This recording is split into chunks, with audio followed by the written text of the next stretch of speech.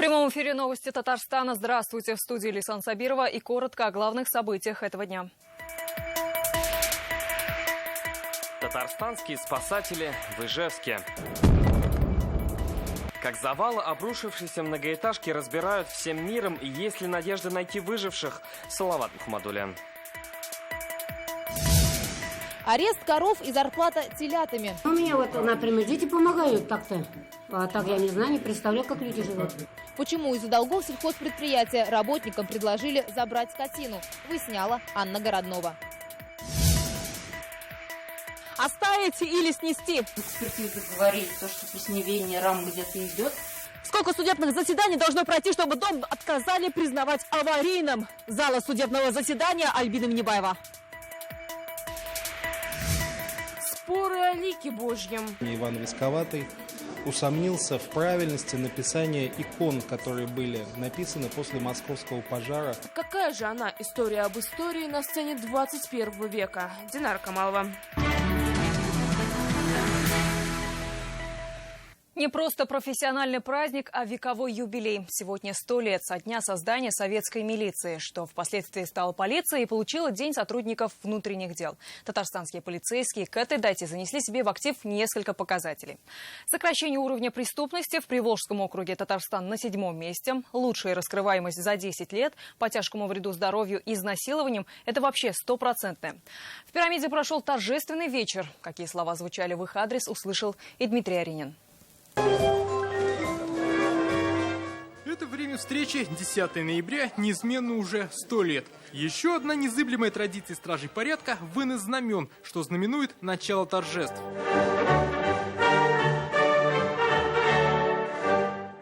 О том, что такие встречи стали уже доброй традицией, в своем поздравлении полицейским говорил и Рустам Миниханов. Он отметил, стабильная ситуация в республике во многом заслуга сотрудников МВД. Как пример, успешно проведенный Кубок Конфедерации. И сейчас татарстанские полицейские в десятке лучших страны. Наша служба и опасна, и трудна, и на первый взгляд как будто не видна. В этих словах известной всем песни есть доля правды. Однако, хочу подчеркнуть, что ваша тяжелая, повседневная работа по обеспечению общественного порядка, профилактике правонарушений, раскрытию совершенных преступлений не остается незамеченным. Бейрамбля, всем крепкого здоровья и хорошей службы. Бигзур Рахман, большое спасибо.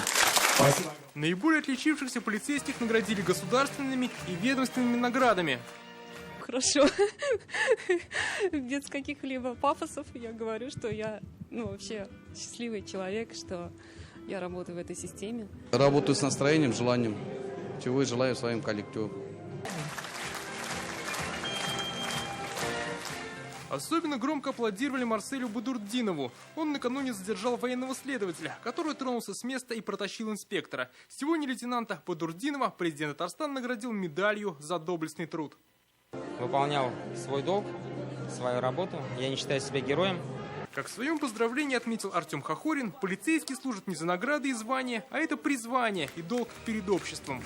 Предназначение нашей профессии остается неизменным, чтобы было спокойно и безопасно на улицах, во дворах и подъездах, чтобы не гибли люди на дорогах, родители не переживали за ребенка, возвращающегося вечером из школы, чтобы пенсионеры по своему простодушию и наивности не лишались своих скромных сбережений. И таких чтобы много.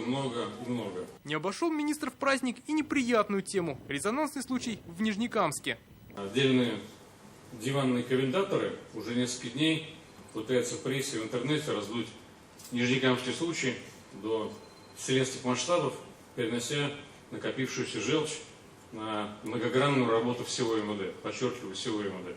Согласен, что случай пренеприятный, и в нем, несомненно, нужно детально разбираться. Детально, я подчеркиваю, разбираться. В этот вечер звучало еще много напутствий, поздравлений, душевных слов и песен. Дмитрий Аринин, Рамзиль Гарипов, Александр Лобанов, ТНВ, Казань. Тем временем дело военного следователя Игоря Пилипенко, который протащил инспектора Марселя Бадурдинова, взял под личный контроль руководитель Следственного комитета России Александр Бастрыкин. Сегодня об этом сообщили в Главном военном следственном управлении. Напомним, накануне было опубликовано видео, на котором автоинспектор остановил машину. Идет разговор. В этот момент водитель трогается с места и тащит инспектора. Предварительно уже установлено, военнослужащий, управляя личным транспортным средством, нарушил ПДД. По результатам проверки дадут правовую оценку действиям и будет принято решение о целесообразности дальнейшего прохождения военной службы. И в этот день отдельное спасибо говорят тем, кто, рискуя своей, спас жизнь другого. Благодарили сегодня и старшего сержанта Виктора Пшенисного из Челнов.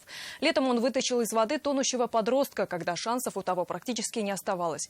Чем живет герой на работе и дома? Лена Зинатуллина. Виктор, с праздником вас. Спасибо. Раиля Гельфанова своего героя поздравляет с особым трепетом. В июле он подарил ее сыну вторую жизнь. 15-летний мальчик начал тонуть в реке Меликеска. На пляже в это время отдыхал с семьей и Виктор Пшениснов. Времени для размышлений не было. Прыжок, вода, почти бездыханное тело. Я его сразу за плечо схватил и к себе под руку. Естественно, мы вместе вынырнули. Я стал кричать, звать на помощь. Зова никто не услышал, и мальчика Виктор вытащил на берег в одиночку. Вспомнил, как оказать первую помощь, и сделал все по инструкции. Помогли и другие отдыхающие. Признаки жизни начал подавать только после 20 минут, что для меня было удивительно, так как при клиническом смерти у человека есть 11 минут. Было очень тяжело это все видеть, слышать. Спасибо огромное Виктору, конечно. Чудом выживший Рамис Гельфанов сейчас проходит курс реабилитации. Ну а Виктор Пшениснов вернулся к рабочим будням. Соскучился. Работает Виктор кинологом. Всегда рядом немецкая овчарка Джози, с которой полицейский участвовал и в антитеррористических операциях на Кавказе. Это последний год ее службы, и Виктор уже решил, что возьмет верного друга к себе в дом. Кстати, там у героя тоже, как говорится, полная чаша. Сейчас он с нетерпением ждет рождения сына. Лена Зинатуллина, Ильшат Аюпов, Альберт Шафигуллин, ТНВ, Набережные Челны. На боевом посту сегодня сотни спасателей в Ижевске. На помощь удмуртским коллегам прибыли 2 татарстанских отряда МЧС. Они разбирают завалы на месте вчерашнего взрыва, который разрушил целый подъезд и оставил без квартир 32 семьи. Выходные в Ижевске объявлены днями траура. С подробностями Салават Мухаммадуллин.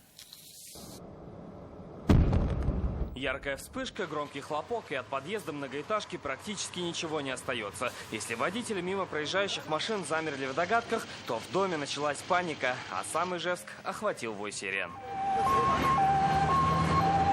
Уже известно о 6 погибших, пострадавших больше в разы. Часть из них в больницах города. Остальных разместили в гостиницах и базах отдыха. Вот говорю, я на той стороне в аптеке была. Заглянула, что за взрыв. И я думала, одна квартира что-то взорвалась. А там весь это. Я первая, у меня потис, а там 5-й. Конечно, переживала и сын, и племянник, и мама там. Жутко. Люстры качнулись, стены как будто бы пошатались. На месте сразу был развернут оперативный штаб. Почти 500 спасателей и 111 единиц техники бесперебойно разбирают завалы уже со вчерашнего вечера. Среди них есть и десант татарстанских спасателей. 2 бригады из Набережных Челнов и Казани. Через 4 часа после обрушения они уже были на месте трагедии. В настоящее время выполняются работы по разбору завалов, по расчистке для того, чтобы, если есть пострадавшие какие-то под завалами, извлечь их и провести соответствующие мероприятия. Подобный объект для них не в новинку. За плечами наших спасателей разбор завалов ТЦ «Адмирал» и жилого дома в Набережных Челнах. Сейчас идет уборка свисающих конструкций. На земле пока опасно. В помощь в сторонке настоящая полевая кухня. Работа посменная. Процесс работы идет и механизированным, и ручным инструментом. Также у нас работают 2 кинологических расчета. Собаки, когда мы прибыли на место, собаки показывают нахождение людей под завалами. Предварительная версия спасателей – взрыв бытового газа. Пока одни разбираются с завалами, другие работают с пострадавшими. Жители начали сбор вещей в помощь тем, кто остался без крова. А это больше 3 десятков квартир. Всю необходимую помощь и семьям погибших, и пострадавшим мы окажем, и финансовую, и ресурсную, и любую другую. По всей Удмуртии сейчас сохраняется режим ЧС. В выходные в республике объявлен траур. Салават Мухаммадуллин, Александр Матросов, Назир Нагуманов, ТНВ, Ижевск. Рустам Минниханов направил главе Удмуртии Александру Бричалову телеграмму с соболезнованиями. Президент Татарстана пожелал скорейшего выздоровления пострадавшим и попросил передать слова поддержки родным и близким погибших. Это огромная невосполнимая утрата в одночасье потерять не только близких, детей, но и лишиться родного крова. Уверен, что слаженная работа всех служб Удмуртии поможет людям пережить это горе, вновь обрести дом и как можно быстрее вернуться к полноценной жизни. Вокруг одного дома 5 судебных заседаний. Жители дома по улице Стахановская в поселке Васильево отчаянно отстаивают свои квартиры. Их дом в 2011 году признали аварийным. В 2017 экспертиза показала износ всего 38%. Но даже это заключение не ставит точку в деле. О круговороте судебного процесса Альбина Минибаева. Никаких у нас трещин ни в стенах, ни в потолках полностью отсутствует. Этот дом на Стахановской должен пойти под снос у Юлии Исхаковой. Здесь квартира, она по-стахановски доказывает. Тут жить можно и даже неплохо. У исполкома для нее одно предложение – выкупить жилплощадь. Но цена в 450 тысяч рублей заставила пойти Юлию против города. Здесь вообще абсолютно все устраивает.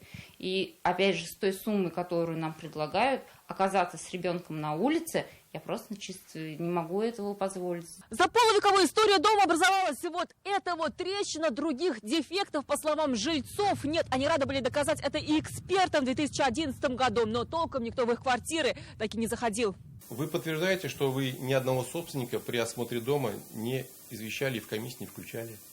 Я затрудняюсь ответить на вопрос. Вот, или у вас есть доказательства оспаривания акта в этой части? На руках у жильцов и новая строительная экспертиза, назначенная судом. Дом изношен на 38%, не больше. Но почему в актах 2011-го объект аварийный аж на 78%? Объяснить казусы исполком не смог. Все комментарии через отдел со средств массовой информации. Мы уже выходили неоднократно с ходатайством, чтобы в другой республике рассматривали, в другом субъекте Российской Федерации, потому что мы по кругу ходим. Все можно исправить одним капремонтом, ведь его за полвека не было ни разу. Сами покупали краску и сами красили. В 2011 году ему приписали статус аварийности. Когда дом аварийный, капитальный ремонт ему не положен. Латать дыры тоже под любым соусом уже нельзя. Что получается? Дождь идет, подмокание.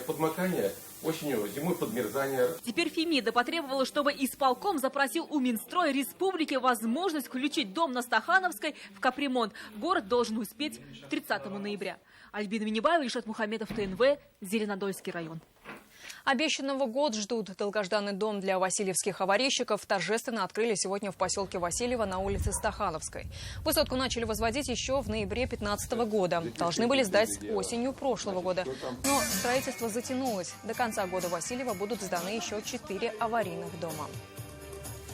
Очень рада за маму, что она получает такую прекрасную квартиру. Мелкие замечания есть. Сказали акт написать, напишем. Двери, например, не закрываются. Да. А так все нравится. Сегодня мы получили ответ по другой истории Васильева. Управление Росреестра Республики сообщило, информация об ограничениях от «Газпрома» к ним не поступала. Речь идет о территории возле дач Васильева-1 и 70 лет октября. Владельцы участков получили уведомление от компании с требованиями снести дома. Все дело в том, что рядом запретная зона газовой станции. Но, как сегодня выяснилось, Росреестр не знает об этом до сих пор. Государственный регистратор провел правовую экспертизу, а он провел по тем документам, которые предоставлены, и по записям, которые существуют в Едином государственном реестре недвижимости. В соответствии с этим он принимает нормальные, адекватные, законные решения. Все остальное, кто не внес эти зоны, кто умолчал об этом, это уже на усмотрение правоохранительных органов суда. По тем ставочным товарищам, которые указаны в сюжете, мы провели, посмотрели в ЕГРН по зонам, до сих пор этих зон нету. Натурпродукт вместо зарплаты работникам сельхозпредприятия «Идель» Камско-Устинского района предложили вместо денег телят. Долг компании 23 миллиона рублей. Еще месяц назад судебные приставы арестовали единственное ценное имущество – стадо 850 голов. Анна Городнова спросила, согласились ли на такие условия сельчане. Когда кошелек пуст и рогатой зарплате рады. Некоторые не получали деньги с лета этого года. Рабочие спрашивают, конечно, есть спрос. Могут их продать, а могут оставить себе на выращивание. Роза Мухамедшина, напротив, считает эту сделку невыгодной. Сельхозпредприятие «Идель» задолжало ей 53 тысячи рублей. Продав арестованную скотину, она не возместит свою зарплату. По ее мнению, приставы оценили скотину не по рыночной стоимости. Они дают, вот понимаете, 125 рублей за килограмм, а рабочим нам дают или 100, или 110. Из этого расчета. Это убыток нам будет. Я не согласна. Неужели я хочу половину потерять зарплату? Мне и так не на что жить. Так же думают и ее коллеги. Ну, а если там на ферме работает, он бы дальше Тинькофф никогда не был, скажем, или там Варварин нигде. Где он этот покупатель найдет? Оценкой стоимости животных занимались судебные приставы. С их расчетами согласились пока 46 человек из 800 сотрудников. Передано взыскателям 46 голов. Это вот данные на сегодняшнее утро. Общая сумма где-то 1 100 000 рублей. Выплачивать долги телятами вполне реальная практика. Раньше это делали в Амине. Юристы советуют внимательно читать условия договора. В натуральной форме может быть выплачено не больше 20% от суммы зарплаты. В любом случае должно быть согласие работника. Те, кто отказался получать рогатую зарплату, ждут, когда компания выйдет из финансовой ямы. Как скоро это произойдет? Карточки деньги сегодня ушли. Люди будут, сегодня вечером поступят и в понедельник. За 2,5 месяца получается. У нас октябрь, сентябрь и половина было августа. Если верить руководству компании, долгов по зарплате больше нет. Деньги поступят на счет в ближайшие дни, а коров снимут из-под ареста. А те, кто уже согласился на условия и взял бычков для реализации, ищут покупателей, чтобы продать мясо по выгодной цене. Анна Городнова, Ренат Сафин, ТНВ, Камско-Устинский район, Казань. Это новости Татарстана и далее в выпуске. Ислам сквозь призму международных взглядов. Любой научный доклад, он рассчитан на анализ тех процессов, которые происходят. Каким выводом пришли на форуме в Казани, узнал Дмитрий Аринин. Споры о лике Божьем. Иван Висковатый усомнился в правильности написания икон, которые были написаны после московского пожара. Какая же она история об истории на сцене 21 века? Динара Камалова.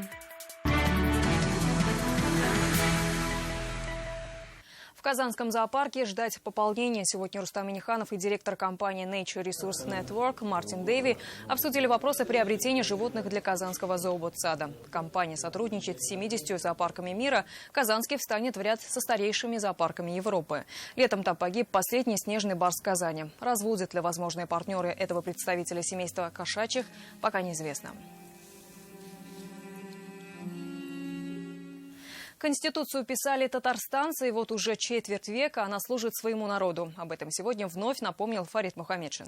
Глава парламента продолжил серию встреч, посвященных 25-летию Конституции республики. На этот раз в Челнах. Рассказал, как одному документу удалось создать новые пути развития Татарстана, и удается до сих пор. Наберитесь терпения, сильно не критикуйте.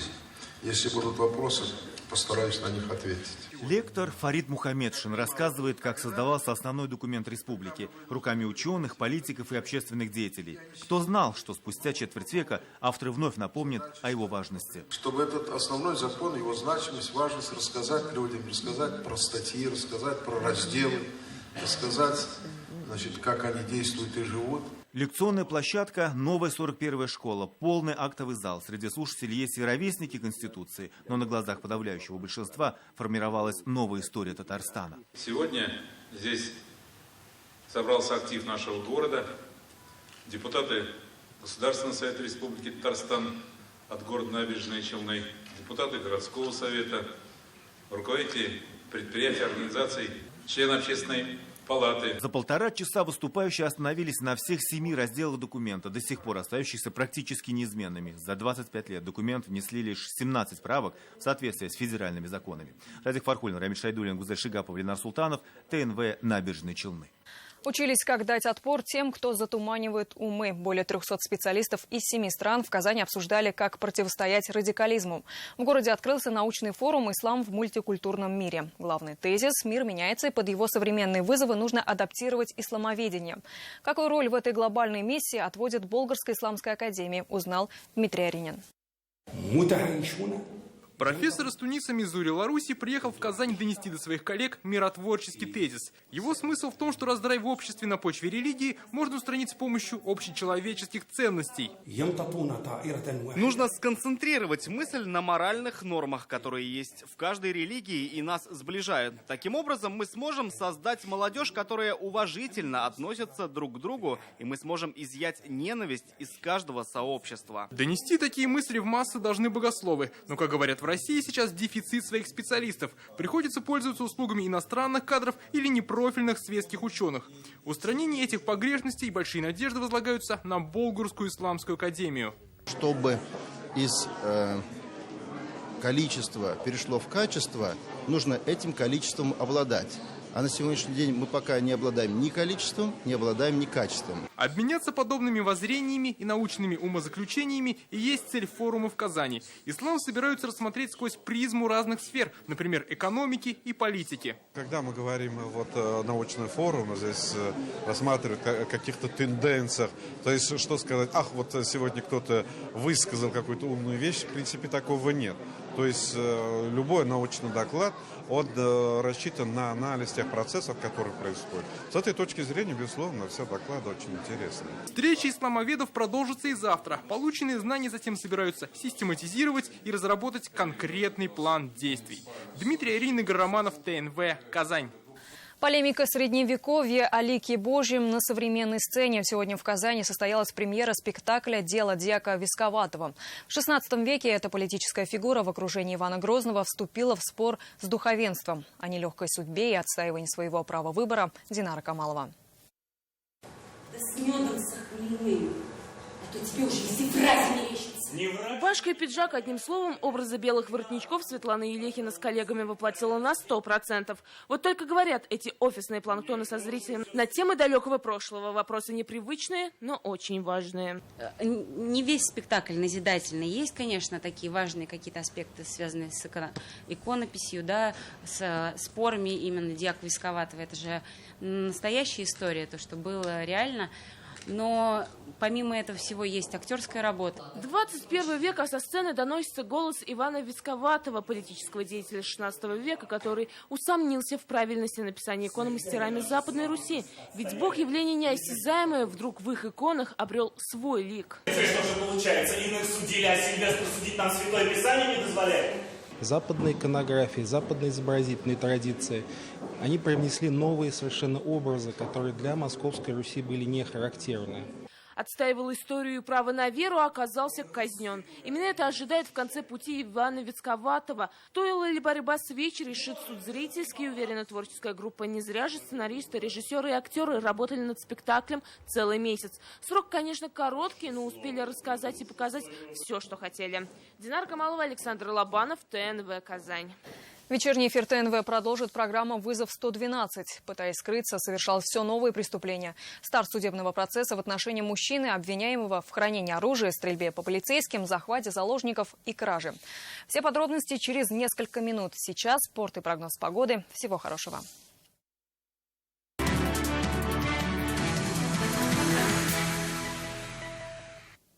Добрый вечер. Время новостей спорта на ТНВ, в студии Алмаз Гафиятов. Хоккеист Акбарса забрасывает победную шайбу, а сборная России терпит поражение. Такой парадокс случился в стартовом матче Кубка Карела. Хозяева чемпионата финны принимали сборную России. В составе нашей дружины 2 игрока Акбарса. Это нападающий Владимир Ткачев и защитник Василий Токранов. В дебютном матче Токранов не играл, а Ткачев попал в ударную тройку российской сборной с Никитой Гусевым и Кириллом Капризовым. Это звено забросило шайбу за команду. На 2 пропущенные шайбы от финнов команда «Знака» ответила также 2. Последнюю точку в матче поставил защитник Акбарса Атте Охтама. Как раз Ткачев и не удержал его на добивании. В результате финны выиграли со счетом 3-2. Уже завтра сборная России проведет второй матч. Наш следующий соперник по турниру – сборная команды Швейцарии. С Володей мы играли до этого в сборной. В Олимпийской первые вместе играли, выходили. А с Гущенко первый раз. Все знают, какой это игрок. Что говорить. Тем временем спортсмены Татарстана завоевали 4 золота на чемпионате мира по кунг-фу. Турнир проходит в китайском городе Эмейшань.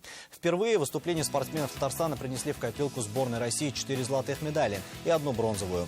Ильяс Хуснуддинов стал лучшим в Чанцюане, Александр Емельяненко завоевал золото в Таулу, Никита Титов поднялся на высшую ступень пьедестала почета в Таулу-Синь, Игорь Мороз стал первым в демонстрации стиля Шаолинь. А Камила Имангулова завоевала бронзу в Таулу-Багуа. Этот турнир по праву считается олимпиадой боевых искусств, проходит 2 раза в год и собирает лучших спортсменов планеты.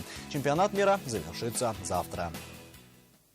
И в завершение новости гиревого спорта. Завтра на базе спортивного комплекса «Биектау» пройдут открытые республиканские соревнования. Турнир будет посвящен памяти мастера спорта СССР Тагира Газизовича Бекинеева. Чемпионат в этом году станет юбилейным, 20-м по счету. Ожидается, что на соревнованиях примут участие спортсмены из Татарстана, Чувашии, Марий-Эл, Башкортостана, Удмуртии и города Кирова. За эти годы в нашей республике воспитались десятки мастеров спорта. Победители этого турнира смогли достойно выступить как на российском, так и на международном уровне. И это все новости спорта к данной минуте. Будьте здоровы и занимайтесь спортом. До свидания.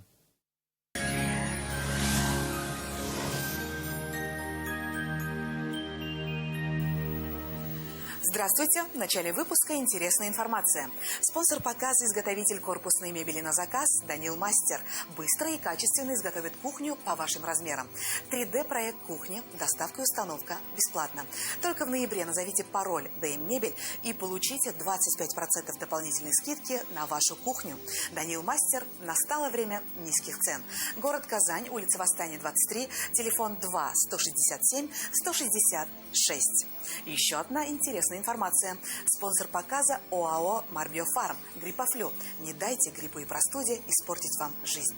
Гриппофлю. При насморке, лихорадке, ознобе. Гриппофлю. Скорая помощь от простуды и гриппа. Гриппофлю. Умеренная цена. По данным сервис Яндекс.Погода, завтра на юго-востоке в Бугульме, Бавлы, Азнакаево местами выпадет снег. Дневные температуры около 1 градуса ниже нуля. На северо-востоке будет пасмурно и также временами со снегом около нуля. На севере Татарстана облачная погода, местами снег и 1 градус ниже нуля. На северо-западе республики временами пройдет небольшой снег, столбики термометров покажут 0. На юго-западе облачная погода до 1 градуса выше нуля. В центральных районах республики также будет облачно, местами со снегом и около нуля. Автоцентр «Луидор Казань», официальный дилер автомобилей марки ГАЗ, на территории Республики Татарстан предоставляет услуги по продаже и доработке автомобилей на базе собственного предприятия. Услуги автосервиса, гарантийного и постгарантийного обслуживания. Автоцентр «Луидор Казань», Сибирский тракт, 59. Солидная выгода на автомобили ГАЗ. До 340 тысяч рублей только в ноябре.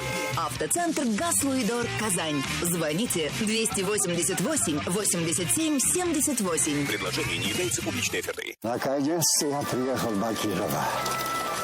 Райский уголок. Татарстанская Швейцария. Слов нет.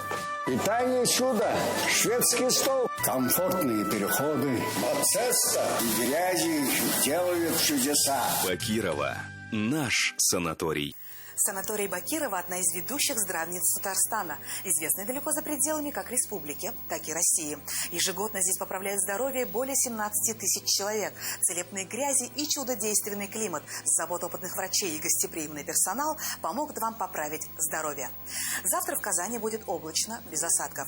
Температура воздуха в ночное время – -2, -4, днем до 2 градусов выше нуля. Ветер южный – до 4 метров в секунду.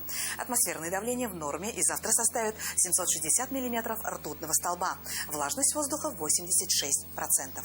Спонсор прогноза погоды – ООО «Акбарс Недвижимость». Компания объявляет месяц покупателя. Только 190 хороших квартир по хорошей цене. Так, квартира в жилом комплексе «Светлая долина» с выгодой 185 тысяч рублей. Телефон 295 77 77. Только 190 квартир с хорошей скидкой. Квартира в Светлой долине с выгодой 185 тысяч рублей. Звоните 295 77 77.